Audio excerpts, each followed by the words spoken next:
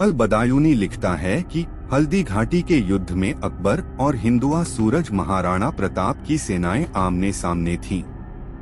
जब युद्ध आरंभ हुआ तो दोनों तरफ के राजपूत सैनिकों के मध्य अंतर कर पाना असंभव हो गया। इस पर मुस्लिम सैनिकों ने आसिफ खान से पूछा कि हम लोग तीर किसके ऊपर चलाएं? तो आसिफ खान बोला कि तुम लोग बस तीर चलाओ, मरेंगे तो काफिर ही। वर्तमान समय में अत्यंत ही विडंबना की बात है कि काफिर खुद को काफिर नहीं समझता है, अपितु सेक्युलर होने का ढोंग कर रहा है। नमस्कार, आपका स्वागत है आपके अपने चैनल हिंदुस्तान में। आज हम बात करेंगे मेवाड़ मुकुट महाराणा प्रताप तथा कथित महान सम्राट अकबर के बारे में। हम जानेंगे कि इन दोनों के मध्य कौन किसके ऊपर भारी पड़ा। आगे बढ़ने से पहले कृपया हमारे चैनल को सब्सक्राइब करें तथा वीडियो को ज्यादा से ज्यादा शेयर करें।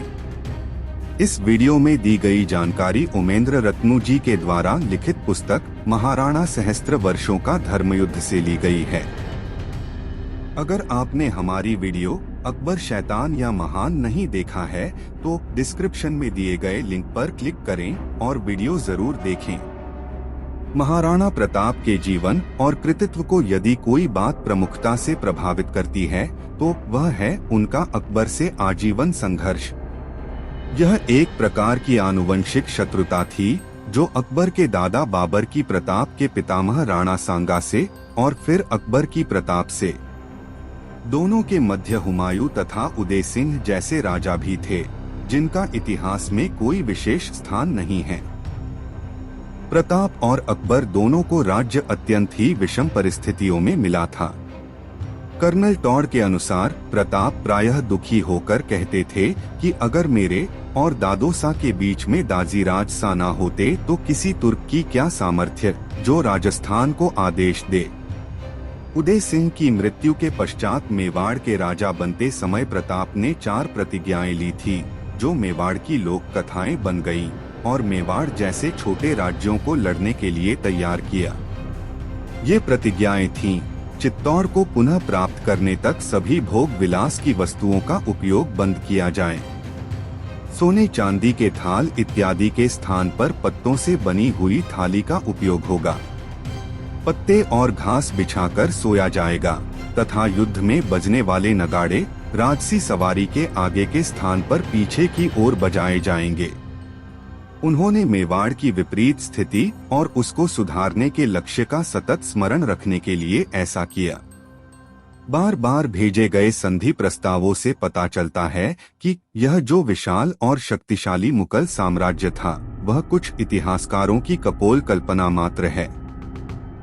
अगर इतना ही शक्तिशाली साम्राज्य था तो अकबर ने मेवाड़ पर कब्जा क्यों नहीं कर लिया? मेवाड़ तो उनकी तुलना में बहुत ही छोटा राज्य था। चित्तौड़ पर आक्रमण से समय अकबर ने इन राजपूतों का शौर्य देख लिया था।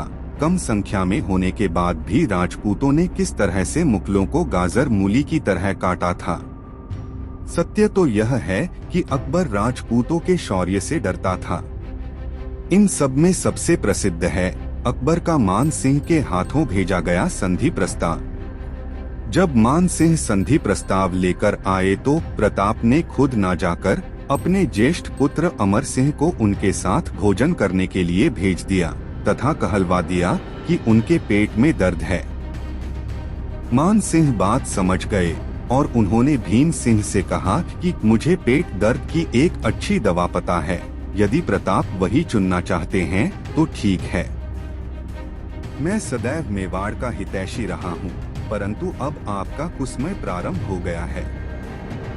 जब मान सिंह की इस बात का पता प्रताप को चला तो उन्होंने कहा कि यदि मुझसे युद्ध करना है तो मैं तुम्हें मालपुरा में मिलूंगा, किंतु यदि तुम्हारे फूफा अकबर के मन में मुझसे युद्ध की इच्छा है तो युद्ध का मैदान उसे स्वयं चुन लेने दो।